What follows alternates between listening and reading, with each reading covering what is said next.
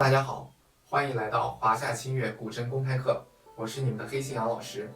今天让我们来认识一下古筝 D 调的弦序，再学习一下 D 调的调音。大家可以看到，我们的琴弦是有粗有细的，琴弦越粗，音就越低；琴弦越细，音就越高。那么大家可以发现，琴弦是由低往高的一个走向。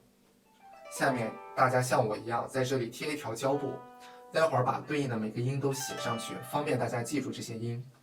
在简谱上，音的头上加的点越多，音越高；脚下加的点越多，音就越低。古筝在 D 调定弦的5个音一组，分别是哆来咪嗦拉，也就是宫商角徵羽。首先从最粗的背低音区开始，数5根琴弦，然后每个音下面加2个点，把每根弦对应的音写在胶布上。接下来是低音区，再数5根弦，每个音下面加1个点。再接下来是中音区，上下都不加点。再接下来是高音区，头上加1个点。最后一根弦是背高音区，头上加2个点。写完之后，大家会发现4根绿弦都是骚。那么4根绿弦的作用呢，是为了让我们快速方便的区分音区。写完之后，大家前期可以用胶布提示我们来慢慢熟悉这些音，但最常用的 D 调定弦，希望大家早日背会。紧接着呢，是如何来调音。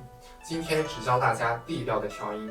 首先是选择一个调音器，这个是我们最常用的调音器。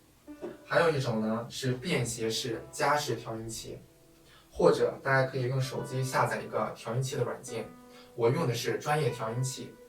下面大家来做一下笔记。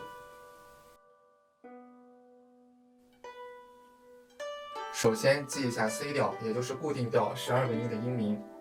这些音呢是从低到高排列的，中间的这些升刀降 Re、升 Re 降咪2个音放在一起的，它其实是一个音，只不过是这个音有2种不同的叫法。下面的这些字母呢，是上面这些音的音名，就像大家的名字一样，都有一个大名和一个小名，只不过代表的音都是一个音。接下来大家记一下 D 调哆来咪嗦拉5个音对应的音名。初学调音，大家先对应上我们的表来。然后大家要知道我们通过什么样的方式来调音。第一种呢是用扳手拧我们的弦钉，往前拧的话，我们的琴弦会变紧，音会变高；往后拧的话，琴弦变松，音就会变低。第二种是移动我们的针马来调音，针马往右移动，我们的音会变高；针马往左移动，我们的音会变低。先用最常用的调音器，把开关打开，让我们把调式调整到 D 调。然后这2个键是用来调整赫兹的，我们要把它调整到440赫兹。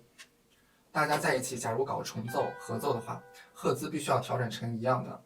一般在民乐团里规定是442赫兹，我们一般就用440赫兹就可以了。然后插上防噪音夹在琴上，然后这个小的呢，它是已经规定好的，就是440赫兹。同样把调式调整成 D 调，然后夹在我们的琴上。手机的软件呢，它这个就是一个12平均律的乐盘，这个我们就要对应我们 C 调或者是固定调那个12个音名的表来调音了。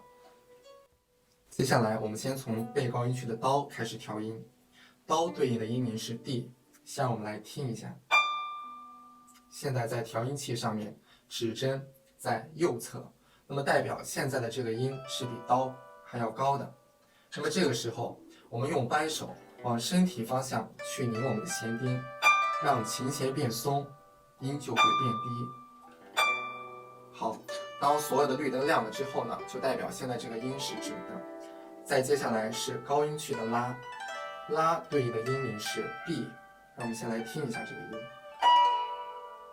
好，现在在调音器上面显示的这个指针是往左侧的，代表现在这个音是比拉要低的。那么我们现在可以通过扳手往身体反方向的一侧去拧我们的弦钉，让琴弦变紧，音变高。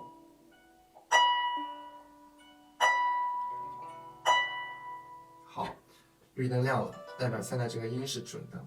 再接下来是高音区的骚，骚对应的音云是 A， 让我们先来听一下这个音。好，现在在调音盘上面显示的这个音是升 F， 大家现在可以通过固定调和 D 调音云对应表来看一下，现在的这个音是比骚要低很多的。那么我们现在先通过扳手往我们身体反方向的一侧去拧我们的弦钉，让它的音变高。